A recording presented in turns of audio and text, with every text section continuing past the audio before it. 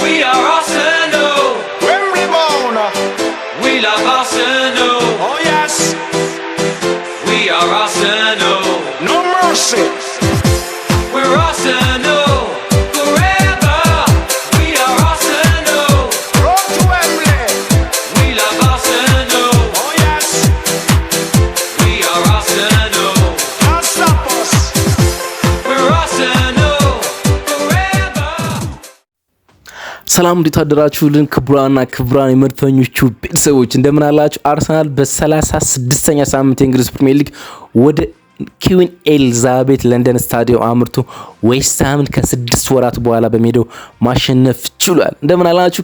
ክቡራን ተወዳጆቹ የተለየ ስሜት ከፍታ የነበረበትን ጨዋታ ልንዳስስ ከናንተ ጋር ተገናኝተናል።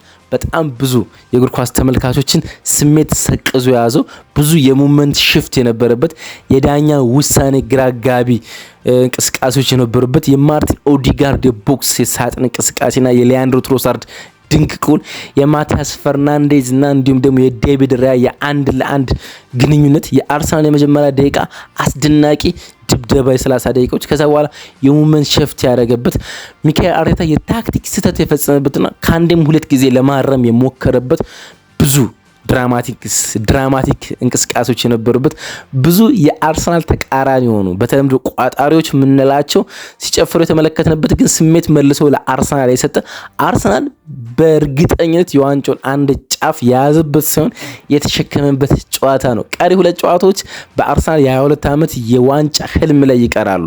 ግን አሁን ኦን የሆነ ይመስላል። ኦፕታ 91% አሁን አርሰናል ዋንጫውን በልቶታል ይለናል። ይሄን ጨዋታ ልንዳስስ ከናንተ ጋር ቆይታ ልናደርግ ተገናኝተናል። እንደምን አላችሁልን? ክቡራን የመድፈኞቹ ቤተሰቦች የኮሜንት መስጫው ባር እናንተ ስሜቶች እንድትገልጹባቸው ይጠብቋቸዋል። ስሜቶቻችሁን በውብ ቃላት አስጊጣችሁ ትጽፉልን ዘንድ እንጠብቃለን። እንዲሁም ላይክ አድርጋችሁ ቪዲዮን ጀምሩ፣ ኮንግራ ተባባሉ። እንዲሁም ሰብስክራይብ ሳታደርጉም ታድምጡ አድማጮቻችን ካላችሁ ሰብስክራይብ አድርጉ። ሁሉንም ስለምታደርጉ ከኛ ጋር ስለምትቆዩ ከልብ እናመሰግናለን። እያንዳንዱ በጨዋታዎች የተፈጸሙ ሞመንቶችን ልንዳስስ ነው። አብራችሁን ቆዩ።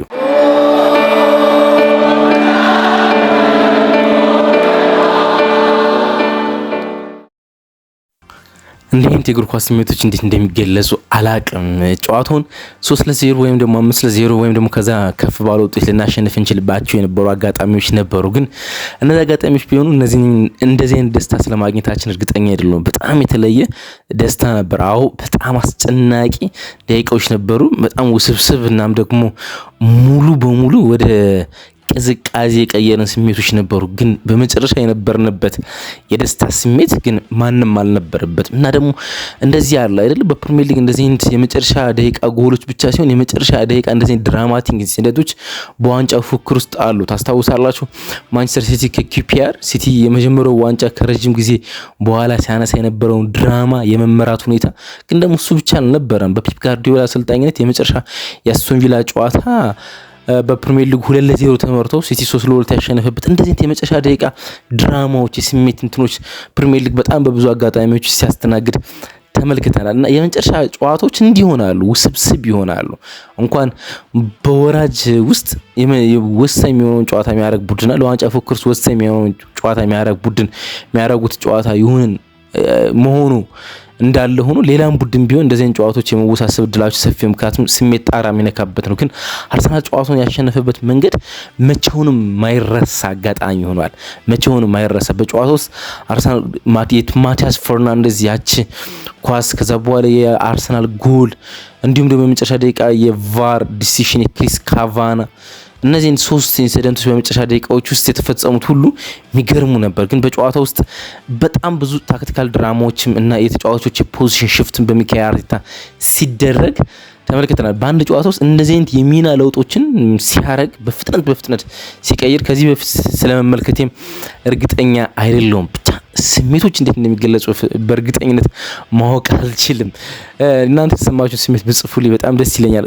ሁሉም ነገር እስኪ ለማብራራት እንሞክር።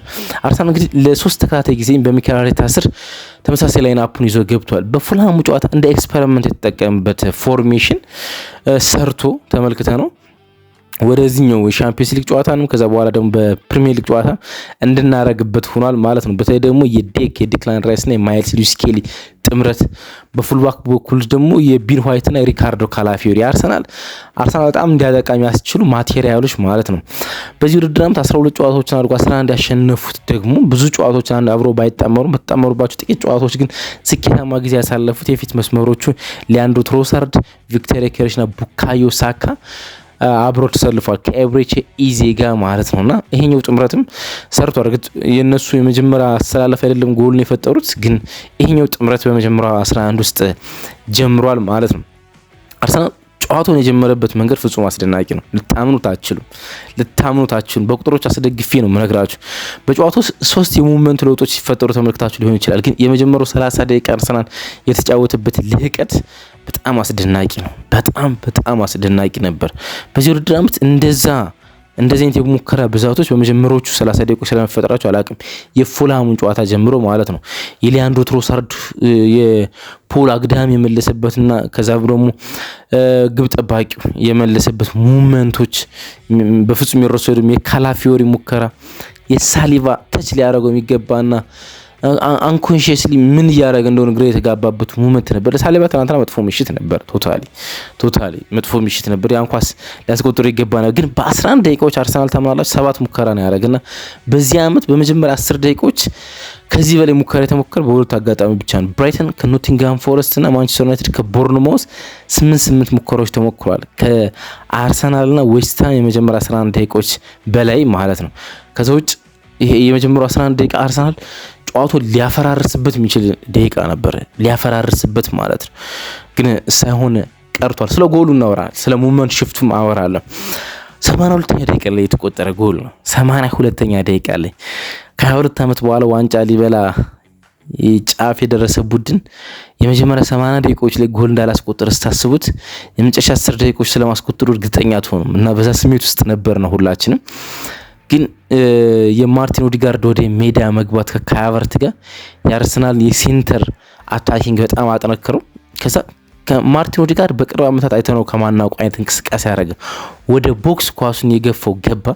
ወደ ቦክስ ሴንተር ሊመግባቱ ያስጨነቃቸው የዌስትሃም ተጫዋቾች ትሪፕል ማርክ አረጉት፣ ወይም ደግሞ ኳሱን ሊመታበት የሚችሉን አንግት ለ3 ዘጉት እና እዚህ ጋር ነው ትልቁ ድራማ ማለት ነው። ሶስተኛውን አንግል ለመዝጋት የመጣው ሱቹክ ነው። ሱቹክ ደግሞ ፊት ለፊት ከሊያንድሮ ትሮሳርድ ጋር ማንቱማን ማርክ ሆኖ ወይም ደግሞ ማንቱማን ሊያንድሮ ትሮሳርድ ማርክ አድርጎ የነበረው ተጫዋች ነው ሱቹክ ማለት ነው እና አንግል ለመዝጋት እና ማርቲን ኦዲጋርድ ኳሱን ወደ ጎሉ ሊመታበት የሚችልበትን እድል ለመዝጋት ትሪፕል ለማርክ ሶስተኛ ተጫዋቹ ነው ለመዝጋት በመጣበት አጋጣሚ ሊያንድሮ ትሮሳርድ ለሰከንድ ቶ ማለት ነው ያቺ ሞመንት ነው ማርቲን ኦዲጋርድ የተጠቀማት ማለት ነው። ኳሱን ሰጠው። ማርቲን ኦዲጋርድ ፊት ለፊቱ የነበረው ሱቺክ አንግል ቀይሮ ነበረ ወደ ማርቲን ኦዲጋርድ።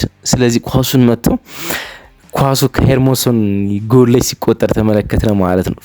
ፍጹም አስደናቂ ጎል ነው። አርሰናል ከ2023 ብሬንፎርድ ላይ ካስቆጠሩ የ89 ደቂቃ ጎል የማሸነፊያ ጎል በኋላ ሌልስ ጎል ነው የመጨረሻ የማሸነፊያ ጎል የተቆጠረበት ጎል ነው በመጨረሻ ደቂቃዎች ማለት ነው። የ1-0 ውጤት ሆኖ ማለት ነውና ሚለይ ስሜት ነበር። በጣም ሚለይ ስሜት ነበር። ሊያንድሮ ትሮሳርድ ከ26 ጨዋታ በኋላ ነው ጎል አስቆጠረ። ታምናላችሁ? ከ26 ጨዋታ በኋላ ኦልሞስት ከጃንዋሪ በኋላ ጎል አላስቆጠረም ነበር እና ወደ ጎል ማስቆጠር ሲመጣ በእንደዚህ አይነት በጣም አስደናቂ ወሳኝ እና ውስብስብ ጨዋታ ላይ ጎል ማስቆጠር ይችላል። እርግጥ ከሰሞነኛ ብቃቱ በጣም አስደናቂ ነበረ።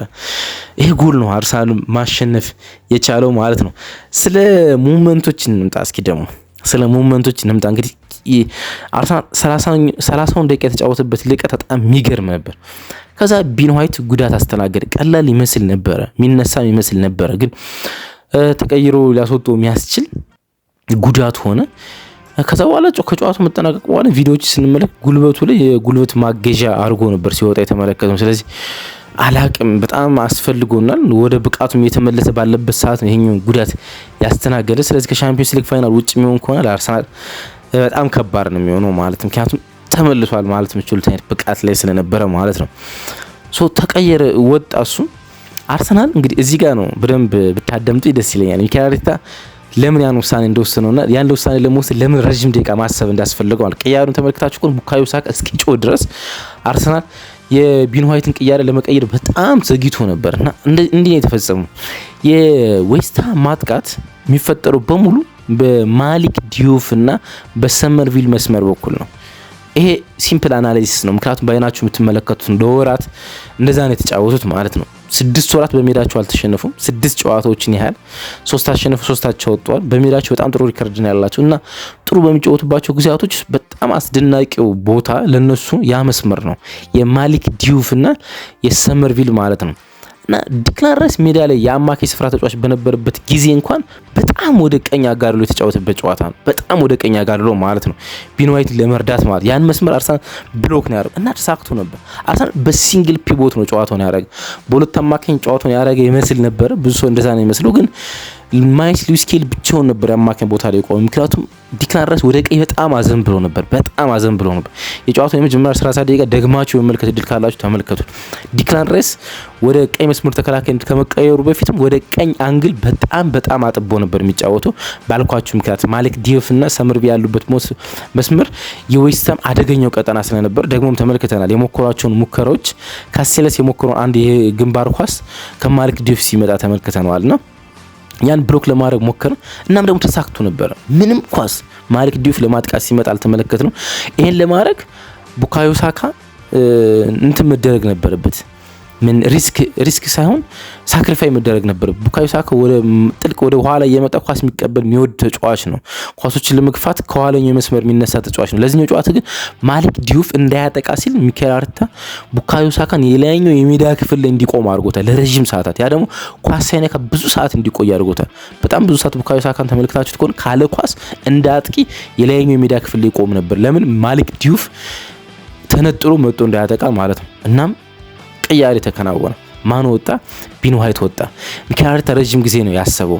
ሁለት ሳቢዎች ነበር። ሞስኬራን አስገብቶ ላይክ ቱ ላይክ ብቻ መቀየር፣ ግን ያን ምን እንዳስፈራው ታውቃላችሁ? እሱን ላብራራላችሁ። አርሰናል እያጠቃ ነበር፣ ጎል ግን አላገኘም። ሞስኬራ ከገባ ማጥቃቱ ሊደክም ነው ብሎ ነው ያሰበው ሚኬል አርቴታ። ስለዚህ ዲክላን ራይስን እዛ ቦታ ላይ ስለነበረ ወደዛ ቦታ አንግሉን አጥቦ እየተጫወተ ስለነበረ ዲክላን ራይስን ወደዛ አድርጎ ሁለተኛ አማካይ ከኳስ ጋር ጥሩ የሆነውን ግን ደግሞ ሰሞኑኛ ብቃቱ መልካም ያልሆነውን ዙቢሜንዲ ማስገባት ነው። ለኔ ይሄኛው ውሳኔ ልክ ነበር። ልትወቅሱ ይችላላችሁ። ምክንያቱም ሚኬል አርቴታ ያሰበው ማጥቃቱ እንዳይቀዘቅዝና በዛ ቦታ ላይ አንግል አጥቦ ሲጭንበት የነበረው ዲክላን ራይስን የመስመር ተጫዋች አድርጎ የማሊክ ዲዩፍና የሰመርቪልን ጫና ተቋቁሞ የአርሰናል ማጥቃት ለማስቀጠል ነበር። ግን በፍጹም አልተሳካም። የቅያሬ ወዲያውኑ ነበር ማየት የቻለው እና የማርቲን ዙቢሜንዲ ብቃት ጥሩ አለመሆንና በሽግግር ጊዜ የሁለቱም አትሌቲዝም የሉዊስ ስኬሊና የማርቲን ዙቢሜንዲ ልክ አለመሆን የአማካኝ ስፍራ ተጫዋቾቻቸው ወደ ጨዋታው እንዲገቡ አስቻለ። ማንና ማን? ሱቺክና ማቲያስ ፈርናንዴዝ ወደ ጨዋታው ሙሉ በሙሉ ገቡ ማለት ትችላላችሁ። ሙሉ በሙሉ ከዛ በኋላ የአርሰናል ነርቨስነስ የጀመረ ያኔ ነው። ምክንያቱም የመጀመሪያ ሙከራቸውን ያደረጉት 35ኛው ደቂቃ ላይ ነው። ዌስትሃም 35ኛው ደቂቃ የመጀመሪያ ኳስ ከኛ ሳጥን ውስጥ የነኩት 35ኛ ደቂቃ ላይ ነው። ያን ያህል ነበር ዶሚናንስ። ከዛ ያቺ ሞመንት ሽፍት አደረገችና እነሱ መሞከር ሲጀምሩ የአርሰናል ነርቨስነስ መረበሽ ጀመረ ማለት እንኳን ወደ ጨዋታ መመለስ አይደለም ሙሉ በሙሉ ዊሊያም ሳሊባ ምናምን መደናገጥ፣ መረበሽ፣ ኳሱን ቶሎ ማጣት፣ የፓስ ስህተቶች ሁሉ መመልከት ጀመር ነው ማለት ነው። የመጀመሪያ አጋማሽ እንደዚህ አለቀ። ሁለተኛው አጋማሽ ሲመጣ ሚኬል አርቴታ ከጨዋታው መጠናቀቅ በኋላ እኛ ታክቲካል መስሎ ነበር። ሪካርዶ ካላፊዮሪ ጉዳት አጋጥሞታል ብሏል። ይሄኛው መጥፎ ዜና ነው። ሪካርዶ ካላፊዮሪ ወጣ እና ወደዛ መስመር ውስጥ ፔሪን ካፒን ከማስገባት አሁንም ማጥቃቱን ለማገዝ ሲል ማንን ወደዛ አድርገው ሉዊስ ስኬሊን ወደ ቀድሞ ቦታው መለሰና በአማካኝ ስፍራ ላይ ክርስቲያን ሞስኬራን ገብቶ ዲክላን ራይስና ማርቲን ዙቢሜንዲን የዚህ አመት ጥምረትን ማስቀጠል ጀመረ። ሪካርዶ ካላፊዮሪ ሲወጣ ዝም ብሎ መውጣት እንዳትመለከቱ። ምክንያቱም እስከ ረፍት ድረስ እሱ እስኪወጣ ድረስ በርካታ የክፍት ጨዋታ ሙከራዎችን ያደረገው ተጫዋች እሱ ነው። 3 ኦፕን ፕሌይ ሹት ነው ያደረገ። 3 ሙከራ ከፍተኛው ብዙ ሙከራ ያደረገው በጨዋታው ሪካርዶ ካላፊዮሪ ነበር። የአርሰናል ማጥቃት በብዙ ነበር የሚገድበው ማለት ነው። ምክንያቱም እሱ የኦቨርላፒንግ ተጫዋች ነው። ሉዊስ ስኬሊ ደግሞ ሰሞኑኛ ብቃቱ ጥሩ ቢሆኑም የኢንቨርተር አማካኝ ስፍራ ተጫዋች የኦቨርላፕ አይደለም፣ ወደ አማካኝ ኢንቨርት አድርጎ የሚገባ ነበር። እንግዲህ የአርሰናል ሙቭመንት ሽፍት ይሄኛው ትልቁ ማለት ነው። ግን ስለ ቅያሮች ደግሞ እናውራ። ስለ ማርቲን ዙቢሜንዲ ቅያሪ እንግዲህ ማርቲን ዙቢሜንዲ ወዳጅ እንደሆንኩ ታውቃላችሁ። በጣም መወደው ተጫዋች ነው። ግን ደግሞ ምንም ሀቅ ነው ያለፉት 2 እና 3 ወራት በጣም ከብደውታል እና በጣም ልንረዳው ይገባል። ቢኮዝ እነዚህ አይነት የጨዋታ ጫናዎችን በእግር ኳስ ህይወት ውስጥ አድርጎ አያውቅም። እንደዚህ በርካታ ጫናዎች ካለ ጉዳት ነው የተጫወተ። በጣም አቬሌብል ነው። በሻምፒዮንስ ሊግም ሆነ በፕሪሚየር ሊግ በርካታ ደቂቃዎችን የተጫወተ ተጫዋች ነው እና እንዲህ አድርጎ አያውቅም። ለምሳሌ የአዲስ ዓመት ረፍት የለውም። በስፔን ላ ሊጋ የአዲስ ዓመት ረፍት ነበር። በአመት ከ40 ጨዋታዎች በላይ አድርጎ አያውቅም ነበር። አሁን ገና 60 ምናምን ጨዋታ ደርሷል። ስለዚህ ለሱ በጣም ከባድ ያለመደው ፈተና ውስጥ ነበር የገባ እና ደግሞ ከፕሪሚየር ሊግ የመጀመሪያ ሳምንት እስከ መጨረሻ በከባድ ፕሬሸር ውስጥ ነበር የተጫወተና ብቃቱ ወርዷል። ምንም ጥያቄ የለውም እና ሚኬል አርቴታ የጨዋታው የሆነ ደቂቃ ውስጥ ወሰን ቅያሬ ያደረገ። እኔ ቪክተር ዮኬሬሽ እንዲወጣ ፈልጌ ነበር፣ ግን ቪክተር ዮኬሬሽ እንዳለ እንዲቆይ ነው የፈለገ ሚኬል አርቴታ እና ይሄኛውን ቅያሬ ያደረገ የሁለቱ የሴንትራል አጥቂዎች የአጥቂ ባህሪ ያላቸው አማካኝ ያስገባቸው ማርቲን ኦዲጋርድና ካይ ሃቨርትዝ እና ሁለቱም ተጫዋቾች ጨዋታው ሞመንት ሙሉ በሙሉ ቀየሩት ማለት ትችላላችሁ። ሙሉ በሙሉ እና ይሄን ቅያሬ ለማድረግም የማርቲን ዙቢሜንዲ መስዋዕት መሆን እንዲሁም ደግሞ የኤብሪቼ ኢዜ መውጣት አስፈላጊ ነበር። 8 ቁጥርና 6 ቁጥር ወጡና 10 ቁጥሮች ገቡ ማለት ነው እና የአርሰናል ማጥቃት ሴንትራል ሆነ ማለት ነው። ሶስቱ የዌስትሃም ዲፌንሶች 2 አጥቂዎችን ማርክ ማድረግ ነበረባቸው። 2 አጥቂዎችና ደግሞ ዘግይቶ የሚገባው ጎሉን ሲቆጠር እንደተመለከተው ማርቲን ኦዲጋርድና ካይ ሃቨርትዝ እንዲሁም ቪክተር ዮኬሬሽን ማርክ ማድረግ ነበረባቸው ማለት። ይሄኛው ቅያሬ በእንደዚህ አይነት መንገድ ብትመለከቱት በጣም ጥሩ ነው። የማርቲን ዙቢሜንዲ ቅያሬ በሚኬል አርቴታ ስር ውስጥ ተቀይሮ የገባ ሰብ ኦን ሰብ ኦፍ የሆነ ወይንም ተቀይሮ ገብቶ ተቀይሮ የወጣ ሶስተኛው ተጫዋች ያደርጓል። ሁለቱን የተቀየረው ሊያንድሮ ትሮሳርድ ነው። አንደኛው በብቃት ምክንያት ነው፣ አንደኛው በጉዳት ምክንያት ሊያንድሮ ትሮሳርድ ሁለት የተቀይሮ ገብቶ ተቀይሮ ወጥቷል። ማርቲን ዙቢሜንዲ ሶስተኛው ሆኗል ማለት ነው። እስኪ አሁን ደግሞ ስለ ዛች ሙቭመንት ስለ ማቲያስ ፈርናንዴዝ ሙከራና ስለ ዴቪድ ራያ ሴቭ በጥቂቱ እናውራ። በጣም ይገርም ነው እንግዲህ ማቲያስ ፈርናንዴዝ ታስታውሱ እንደሆነ ክረምት ለአርሰናል የተመኘው ተጫዋች ነበር። አርሰናል 8 ቁጥር ቢያስፈርም ያለበት ማቲያስ ፈርናንዴዝ ነው ብዬ ማለት ነው። ሳውዛምፕተን በወረደበት አመት ባለፈው የወረደ አመት በቡድን ውስጥ 2 በጣም አስደናቂ አማካኞች ነበሩ፣ ዴብሊንግ እና ማቲያስ ፈርናንዴዝ።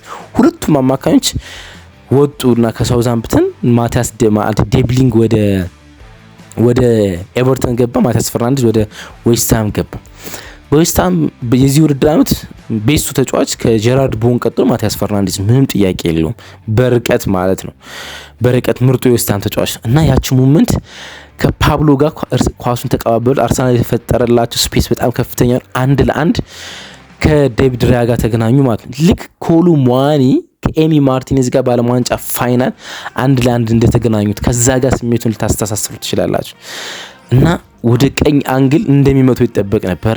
ሁላችንም እንደዛ እንጠብቀው ነበረ፣ ምክንያቱም ካርል የሚደረግ ኳስ ነው። ግን በረኛውም እንደዛ ያስባል ብሎ ስላሰበ በጣም ፋንሲ ጎል ለማስቆጠር አሰበ እና ፋንሲ ጎል ምንድነው የጠባብ ኒር ፖስት ጠባብ አንግሉ ለማግኘት ሞከረ። ግን ዴቪድ ራያ ፖዚሽናሊ በጣም አስደናቂ ቦታ ላይ ስለነበረ ኳሱን ማውጣት ቻለ ማለት ነው። እና ይሄ እኛ ጎል ከማስቆጠራችን በፊት ነው የነበረ ነው። ጎል አስቆጥሮ ቢሆን ጨዋታውን አቻ እንኳን ለማድረግ እንቸገር ነበረ። የተለየ ስሜት ነበር እና አንድ ከጎኔ ጨዋታው ሲመለከት ነበር ተመልካች እንዲህ አልኩት፣ እንደዚህ አይነት ሞመንቶች በጣም አስደናቂ ጎል ከሳታችሁ በቃ እድላችሁ እንዳመከናችሁ የሚቆጠሩ ብዙ ጊዜ ያጋጥማል። በጣም ክፍት ጎል ባስቆጠራችሁ በሳታችሁ አጋጣሚ ተቃራኒ ቡድን ጎል ሊያስቆጥርባችሁ ይችላል። እና አርሰናልም እንደዛ ነው የሆነ። ያ ኳስ ከተሳተ በኋላ ነው አርሰናል ጎል ማስቆጠር የቻለ ማለት ነውና የዛ ኳስ ሴቭ ብቻ ሳይሆን የዚህ ውድድር ዓመት አስደናቂ ተጫዋች ዴቪድ ራያ 18ኛ ክሊን ሺቱን በማሳካት በዚህ ውድድር ዓመት ለ3 ተከታታይ ዓመታት የፕሪሚየር ሊጉ ጎልደን ግሎቭ አሸናፊ መሆኑንም በዛች ኢንሲደንት ውስጥ ማረጋገጥ ችሏል ማለት ነው።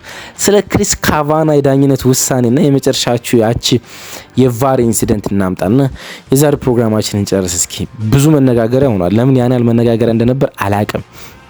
እንግዲህ የኮርና ኳስ ነው። ኮርናውን ለመሻማት ዴቪድ ራያ ወጥቷል። ዴቪድ ራያ ኳሱን ፖዝ ብታረጉት ዴቪድ ራያ ኳሱን የማያዝ እድል ነበረው። ያዞ አልያዞ ሌላ ጥያቄ ነው፣ ግን እድል ነበረው። ኳሱን እድል በነበረበት ሰዓትና አንድ እጁ ኳሱን በነካበት ሰዓት የፊት መስመሩ አጥቂ ፓብሎ እጁን ትከሻው ላይ አስቀምጦት ነበር። ከጀርባ የሳበውን ቶዲቤ የሳበውን ምናምን ተወት፣ በረኛው የወደቀበት ምናምን ተወት። በደንብ ስቦት ነበር እጁን እና የሳበው ኳሱን የሚይዝበትን ሁለተኛ እጁ ኳሱን የሚደግፍበትን እጁን ነው የሳበው። ሲምፕል ፔናልቲ ነበር። ሲምፕል ጎሉ መሻር ነበር። ካለም ዊልሰን ጎሉን አስቆጥሮ ነበር። ዲክላን ራይስ ኳሱን ብሎክ ለማድረግ ሞክሯል። ኳሱ ያቸው ኳስ አልፋም ዊሊያም ሳሊባ ኳሱን ያጸዳበት መንገድ ልክ ስላልነበረ ነው እንጂ እንደዚህ ድራማ ባልተፈጠረ ነበር። ዊሊያም ሳሊባ ኳሱን ሲያጸደው በጣም ቀላል ኳስ አደረገው እና ያ ኳስ እንዲቆጠር ሆኖ ካለም ዊልሰን ነበር ተቀይሮ ገብቶ ያን ኳስ ያስቆጠረው። ግን በጣም ቀላል ነበር። ያን ያህል ደቂቃ ዳረን ኢንግላንድ በቫር ውስጥ ያን ያህል ለምን እንደቆዩት ከዛ በኋላ 25 ሪቪው ያስፈልግ ነበር። 25 የመልሶ ምልከታ ማለት ነው። ለምን ክሪስ ካቫና 25 ጊዜ ደቂቃ መልሶ እንደተመለከቱ ሊገባኝ አልቻለም። በፍጹም ማለት በፍጹም ሊገባኝ አልቻለም። እና በጣም ቀላል የህግ ጥሰት ነው። ምክንያቱም ኳሱን ዝም ብሎ አይደለም የገፉት። አርሰናል አሁን ብዙ ሰዎች እኔ ሸማይክል እንደዛ ሲያወራ ተመልክቻለሁ። አፍሬ ያለው ሸማይክል አርሰናል አመቱን ሙሉ የፈጸመው ነገር ሲደረግ ለምን ተሻረ ሲል አድምጬዋለሁ ፒተር ሸማይክል። ግን አርሰናል ብሎኪንግ ነው የሚያደርገው። ይሄኛው እኮ ብሎኪንግ አይደለም፣ እጁን ነው የሳበው። በጣም ውርድ የሆነ የህግ ጥሰት ነው። እጁን ሲስበው በደንብ ፉቴጆች ተመልክተናል። በደንብ ማለት እጁ ደግሞ ኳሱን ሊይዝበት የሚችልበት አጋጣሚ ነበር እና ኳሱን ደግሞ ኖርማል ኳስ አይደለም፣ ማይዘው ኳስ አይደለም፣ የነካው ኳስ ነው፣ ሊቆጣጠረው የሚችለው ኳስ ማለት ነው። እና ያን ያልባችን ሰቀዞ ይዞን ነበረ። በዛ ሰዓት ውስጥ አንዱ ፉቴጅ ተመልክታችኋል። ዮሴፍ እና ኤልያስ ግሩም ሞገስ የአርሰናል ደጋፊዎች ኢትዮጵያዊ ናቸው። ሁለቱም በፌስቡክ ላይ ጓደኞች ናቸው እና ሁለቱም በዛ ኢንሲደንት ስንመለከታቸው ነበር። ጎሉ ሲሻር ቪዲዮ መልሶ እነሱን ሲያስመለክቱ ነበር። የኤልያስ ግርማ ሞገስ ልጅ ሲደስት ሲጨፍር፣ እንዲሁም ዮሴፍ የሚባለው ተመልካች ደግሞ እዛው ማሊያ ሻምፒዮን ሚል ማሊያ ይዞ ሲያስመለክተን የቪዲዮ ፉቴጅ ያሳየን ነበርና እሱ ራሱ የተለየ ነበረ። በጣም የተለየ ምሽት ነበረ። ጨዋታውን እንዲህ ተመለከትኩት። እንዴት ነበረ? ለእናንተ ስሜቶቻችሁን አጋሩን። እወዳችኋለሁ በጣም። እንኳን ደስ አላችሁ።